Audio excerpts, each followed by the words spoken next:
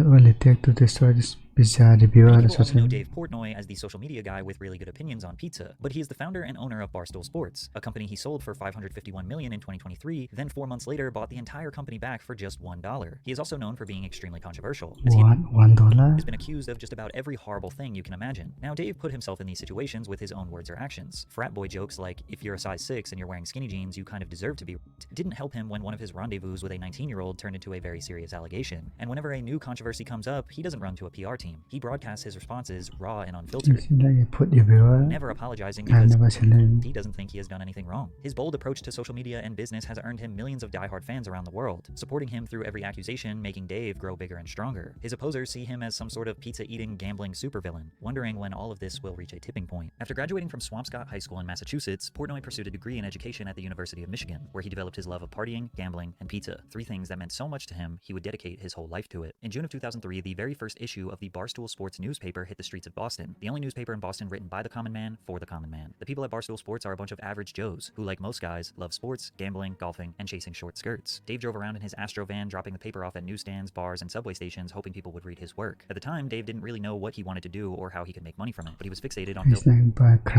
a community of other guys just like him. Unfortunately, from the very beginning, Dave had a difficult time managing his money. He was working some corporate sales job making around $100,000 per year, but spending it all and then some. In 2004, he owed $59,000 to credit card companies and $18,000 to his father. On top of that, he had lost $30,000 gambling, which led to him filing for bankruptcy. Barstool had a tough time taking off since nobody really wanted to read about a Sunday afternoon with the guys watching football. Dave knew he needed something more exciting to attract readers, so he started hiring professional models and paying for erotic photo shoots to blast on the front page. Dave's readers increased exponentially due to the Miss Barstool competition, which featured girls answering questions like, do you want guys to stare at you when you wear a bikini to the beach? And would you ever hook up with a married man? The winner of each week's competition would get chosen at the Miss Barstool Sports Party, which was Dave's way of luring guys into small bar parties that he would throw to build the Barstool brand. Just what guys want to do. They just want to sit around all day, kind of drink a lot, get a little bit banged up and lose some money on basketball. So that's what the common guy likes doing. That's what we do. Portnoy knew exactly who his target market was, pick-me girls and guys who peaked in high school. Once he launched the Barstool blog online, he was able to expand into a nationwide audience. He knew that Barstool fans didn't actually want to talk about sports. ESPN was for people who wanted to talk about boring stats and game strategy. Barstool delved into the personal lives of athletes and unapologetically trashed their performances. They also doubled down on content like Guess That Ass, Local Smoke Show of the Day, and Smoke Smash, which was basically a smash or pass style voting game but for Northeastern college girls. Barstool Sports ironically got more popular and known for introducing you to good-looking girls in your area than for talking about sports. Classic smash and pass. With this digital transformation, Portnoy became more of a celebrity, dubbed El Presidente or Prez for short. Some of Barstool's writers became celebrities in the community too. KFC and K Marco are 2 of the most prominent, known to not hold back on their takes. You're a pussy, Santonio Holmes, a coward, a pathetic excuse for a professional athlete, just downright despicable. But there was another Barstool legend you might recognize, Jenna Marbles. Jenna wrote and made content with Barstool before she started her YouTube channel. Barstool fans loved that Jenna understood what guys liked. She was funny and most importantly, she posted scantily clad photos of herself on the site. Jenna was also a cheat code for content. Sports fans were baffled that a girl wanted to talk to them. Would you rather have birth with a cops, or would you rather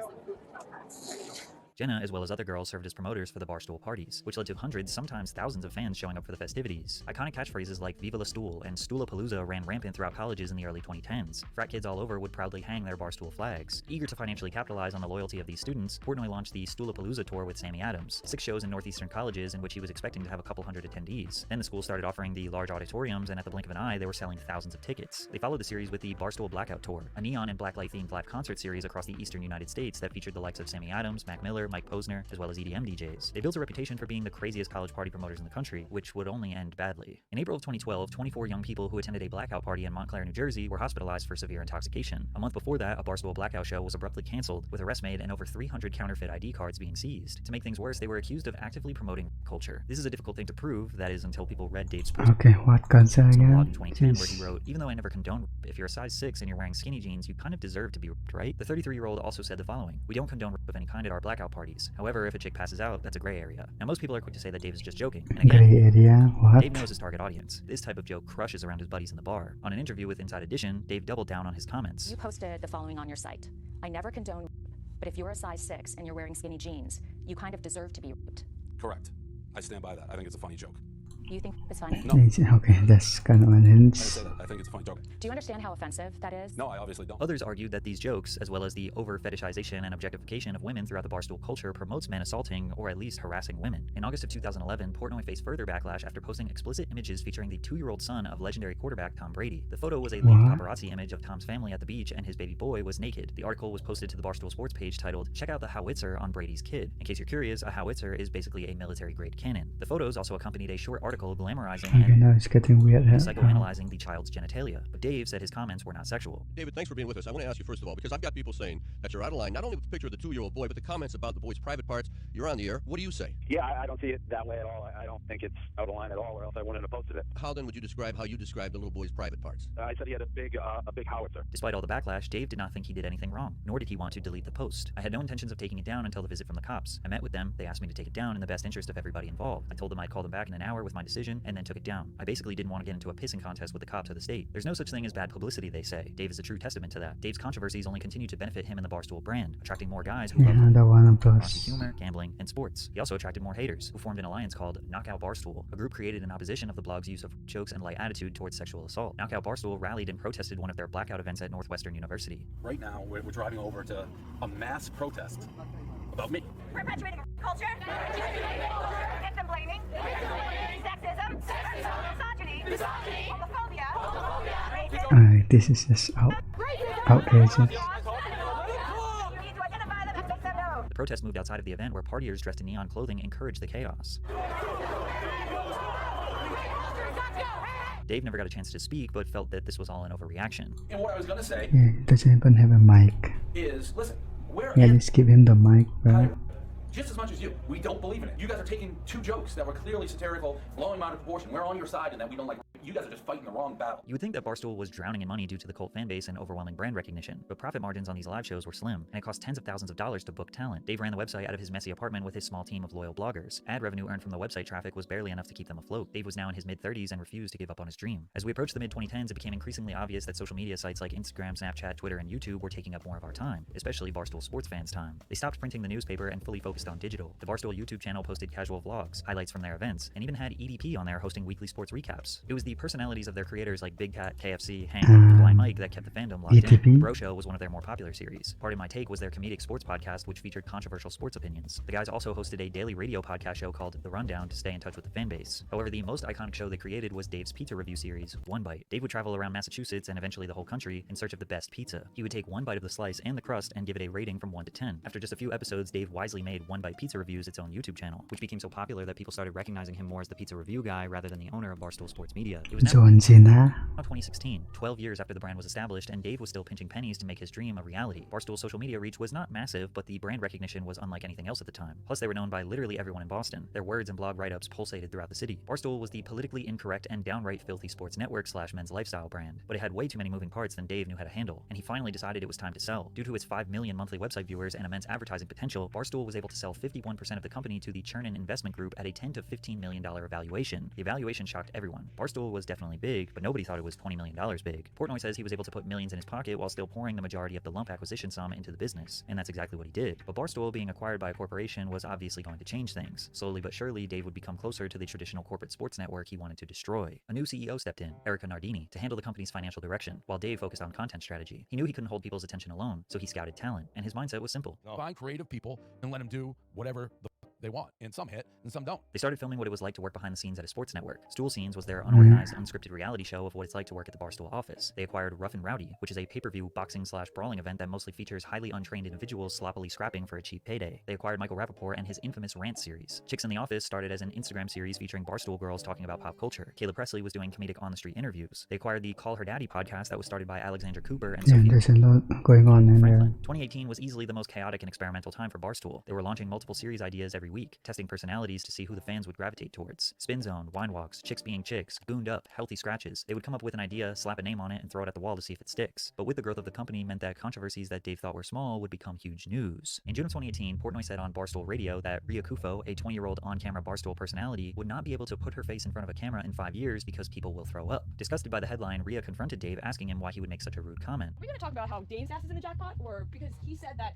I'm going to look so gross in 5 years that people will puke on camera? There's a chance I said that. That is horrible. Double That is jackpot. really horrible. I'm just saying you're going to age Rhea because you're in Barstool World like your boyfriend Hank. Yeah, but in 5 years, people will puke when they see me. That's aggressive. That is really aggressive. First of all, Apologize. I will not apologize. Yes, my job is to work on camera. That's, you know, if I want apologize kika working here in 5 years, I want to be on camera. I want to stay here. Well, So maybe you have to go behind. Dave claims he was just joking, but Rhea stormed out of the office in tears, which just made him even more mad. Honestly, if you're going to cry, then walk your ass out the door. I don't give a about that. Dave went on to say if guys and girls want to be treated the same in his company, then he will joke on them equally as hard. Barstool fans thought this was peak entertainment, but outsiders suspected that the company culture was extremely toxic. Portnoy also fired Michael Rappaport for insulting the Barstool Stoolies fan base on his podcast. With Rappaport being known as a loudmouth lunatic, Dave expected him to air this out on social media. Rappaport then challenged Dave to a boxing match, as well as posting this unpleasant photo, to which Dave responded by selling t-shirts with Michael's face dressed What is actually as a happening? clown with herpes. Rappaport couldn't take the heat and sued Dave for defamation, which went to trial. What about that shirt you believe would haunt him for the rest of his life? He's depicted as a clown. A clown with herpes?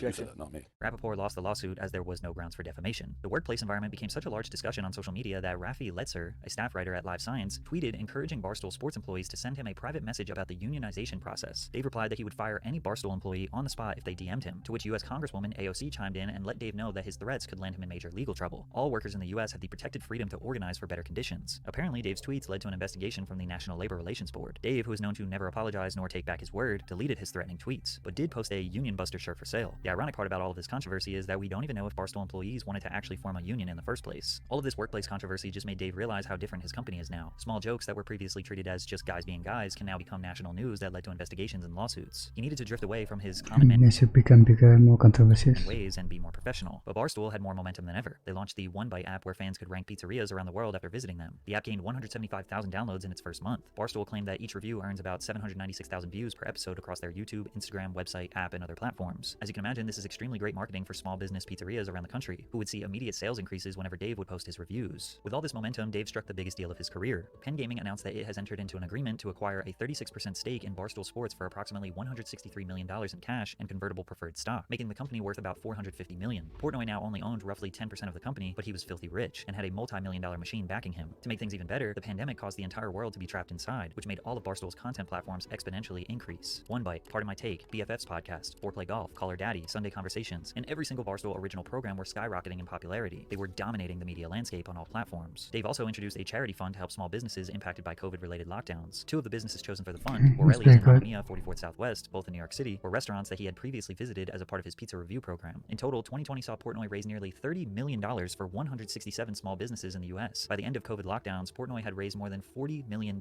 for small businesses, which fundamentally changed the pizza industry. A year later, in a fundraiser called Viva La Troops, Barstool Sports raised about $200,000 for two veterans charities. President Donald Trump even requested Dave to interview him since his son was a big fan of Barstool. Many saw Portnoy as unqualified to interview the president, and Dave agreed. He never interviewed anyone before that. He did ask Trump rather basic questions related to social issues rather than having an in-depth discussion of policy, but just the interview alone made Dave's opposers angry. Dave does not identify as a Republican, nor does he feel responsible for Angry for what? the political viewpoints of his supporters. Portnoy believes that simply sitting down with Trump fundamentally changed his career and reputation for the worse. He believes he was unfairly categorized with the right wing because of his fan base, and having the platform to inform and influence these voters bothered left-wing media outlets. Even though the pandemic was the best thing to ever happen for Barstool Sports, he was about to be in the middle of nonstop controversy for the next few years. The first controversy would fundamentally change his common man reputation that he These conservatives. cherishes so dearly. At the very beginning of 2021, the infamous GameStop short squeeze was in full effect. Around 140% of GameStop's publicly available shares had been shorted by hedge fund billionaires. Basically, they would make billions of dollars as long as the GameStop stock price kept dropping, which led to a passionate subreddit, r/Wall Street Bets, encouraging everyone to purchase the shares in order to drive the stock price back up, which ended up making a lot of average Joe Schmo investors rich, and as a bonus, made some billionaires lose money. GameStop became overvalued by 1,000%, with the stock price in the $400 range. This all started as a joke, but then it sparked a revolution when stock trading app Robinhood temporarily banned the purchasing of GameStop stock, but they did allow people to sell it. This prevented entry-level stock traders from buying, which led to panic selling, so the stock price dropped exponentially. Retail traders around the world lost their money, and the billionaire hedge funds ended up making all of theirs back. When I saw what Robinhood was doing, ironically, Robinhood take from the rich and give to the poor, even though they do the exact opposite, I was stunned. I think it's criminal. I think there has to be an investigation. I think people have to go to jail. Whether that actually happens, I don't know, but I've never been more convinced about market manipulation and the people, the hedge funds, controlling the game than today. I mean, just to wake up and say, hey, you can't trade these stocks anymore. You can only sell them. We're going to intentionally crash the market in these stocks, and everyone who has it, tough. You're going to lose a ton of money, but we're going to save the rich people and the hedge funds.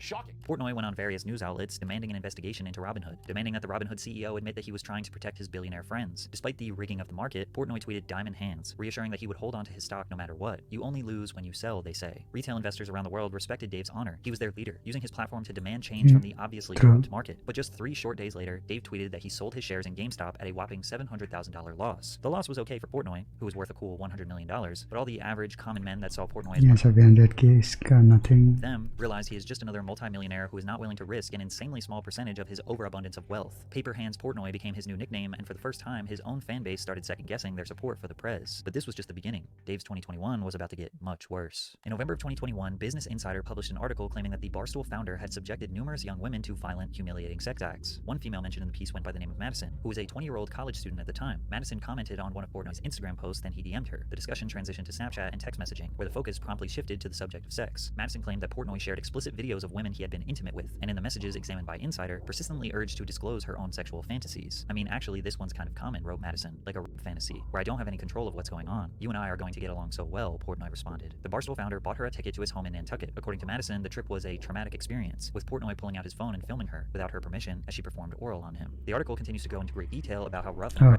this is kind of Dave was. At one point, the young woman recalled crying and shouting, too much, it hurts. Immediately when the article was posted, Dave emailed Business Insider inviting their writers onto the Dave Portnoy podcast to talk about the situation. They replied that they decline and are going to let the story speak for itself. So he responded to Madison's story with this video. At no point. She came, she flew.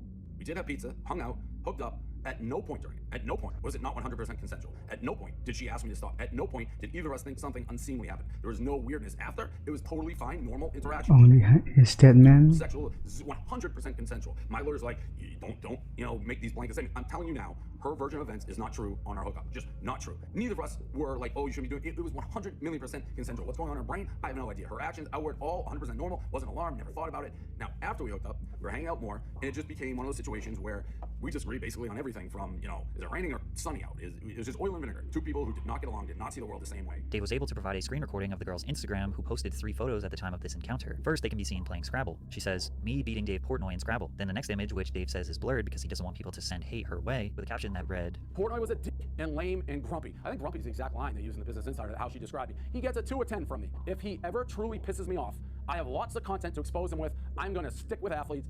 She unleashed everything she had on me, okay? So I guess it's sexed but the story is made up. There is 0.0.0 truth to it. And even here, this is after we had sex. Is there any talk about assault? Any of the things she's saying running around? Then a third photo is Dave and Donald Trump with the caption, not my proudest bang. He believes Business Insider wrote their story as if he was guilty of a crime even though they never accused him. The Insider article does not accuse him of since they could be sued. Instead, they use a quote from the girl saying it, quote, felt like rape. The article highlighted another story of a 19-year-old named Allison who had a rough sexual experience with Dave. We went upstairs and he was really aggressive and I didn't know what to do. And we had sex and that was it. He kicked me out. He kept spitting in my mouth, which was really gross, Allison said. I was kind of scared. I didn't want to disappoint him. When her friends picked Allison up, they claimed that she couldn't even talk because she was in shock. However, Insider also wrote, Allison does not describe what happened to her as sexual assault, but said she was still deeply disturbed by the experience. But then went on to say that 3 days later, she was hospitalized due to only disturbed thoughts. Dave and many others pointed out that Business Insider wrote this article as if he did assault these women when both of them say that everything was consensual. Dave then did a live stream on his YouTube channel where he spent 1 hour releasing evidence that he did not assault Allison and Madison, including the Instagram DM conversation between him and Allison. Allison was in Nantucket where Dave lived and asked him to hang out multiple times, to which he denied. Then on a different day, she said, can we bang? To which he replied, yes, and reassured her that if she didn't want to do anything, they wouldn't. After the hookup, Dave shows the two texting back and forth. Because Allison was hospitalized due to ending thoughts, her mother filed a police report. The police report did not prompt an investigation because, again, no crime was technically reported. In the report, the mother, who wanted her name to be anonymous, said that Dave Portnoy only hangs out with 18-year-old girls and asks them if they are willing to have intercourse with him. Then says that her 19-year-old daughter went to David's house and something kind of adult happened. Now she was in the hospital. The mother stated that her daughter stated that she has no memory of going to David Portnoy's house. The mother wouldn't give the daughter's name or tell the officer what happened. All she said that she wants to give us a heads up on David Portnoy's behaviors because she doesn't want this to happen to other young girls. Business Insider admits that they read this police report before they published their article, but Portnoy and others see this police report as discernible proof that no crime was committed nor was any crime even reported or accused, with the key words being something happened and the daughter has no memory. Additionally, Business Insider contacted Barstool advertisers to see if they were Sure, no memory. aware of the story they had What? posted about Dave and if there has been any discussions regarding those partnerships and ad placements. Dave believes he provided enough evidence to prove that this was nothing Is he drug them or something? more than a hit piece, allegations with no backing that serve no purpose other than to assassinate his character. He then sued them for defamation, but a federal judge determined he didn't have enough evidence necessary to prove defamation claims. Detractors say that his text messages and even the police report don't prove his innocence, and victims are often too shocked and scared to perfectly report these types of crimes. Following the controversy, Barstool Sports launched a new philanthropy arm called Barstool Difference, pegged to its existing Barstool Fund. Specifically, the initiative has 4 parts. The first, titled Work Like a Girl, involves helping female-run businesses. The second, for veterans. The third, to support youth service. The fourth, to help people get clean from alcohol and drugs. These controversies have seemingly had no impact on the Barstool business. In fact, he bought the entire company back for $1. In February of 2023, Penn Gaming acquired 100% of Barstool Sports for $388 million. Since Penn made their first acquisition in 2020, they grew Barstool's audience 194% and recorded total podcast downloads of 1.6 billion. They delivered over 875,000 videos across social media, totaling over 128 billion video views, and increased ad sales by 160%. But just a Almost a million videos. few That's months after crazy. Penn acquired the company, they sold it all back to Dave for $1. Because of Dave's extremely controversial past, Penn could not operate in the heavily regulated gambling industry. When they needed licenses to operate in certain states, they would be denied. Barstool was even banned from doing their college game day show because they were accused of promoting gambling to kids. Penn could not make necessary major business deals because of their ownership of Barstool and powerful people's hatred towards Dave. So Penn sold the company back to Dave and immediately secured a major partnership with ESPN, rebranding to ESPN Bet. Dave Portnoy is officially the 100% owner of Barstool Sports today. I am never going to sell Barstool Sports ever. I'll hold it till I die. But the Wall Street Bets community doesn't believe he's going to hold. Now he is facing the challenges of being the sole decision-making factor on hundreds of employees and managing millions of dollars and billions of views. Dave has proclaimed himself as uncancelable. He claims he has been a victim of baseless media attacks. He doesn't believe he has done anything wrong. He refuses to apologize for 99% of his words or actions, which has led to him securing the loyalty of millions of common men around the world. It seems as though the hatred towards him is stronger than ever. Because I've seen the shit that you write. By and who? also Say your it. anti-union bullshit is disgusting. Anti-union? I hope your f***ing Barstool Sports bullshit dies and rots in the ground. We're just 20 like years your money. though. Maybe a little clearer. Move on. Don't stand in front of my Let me business. be Okay, this is kind of weird. clear. Let me be clear. Get the fuck out of Fuck you. business. It's a public street, motherfucker. Yeah, but It's a my public business. street. This You ain't your business. Yeah, but this is my business. You can skip you. At the same time, the way he navigates through these quarrels is what makes his fan base stronger. And if we're being honest, Barstool's media empire wouldn't be as massive as it is without the drama, headlines, and controversy. So it's up to you to True. decide if he's a villain in disguise of a common man, or if he's just unapologetically honest. Just a normal man, I guess.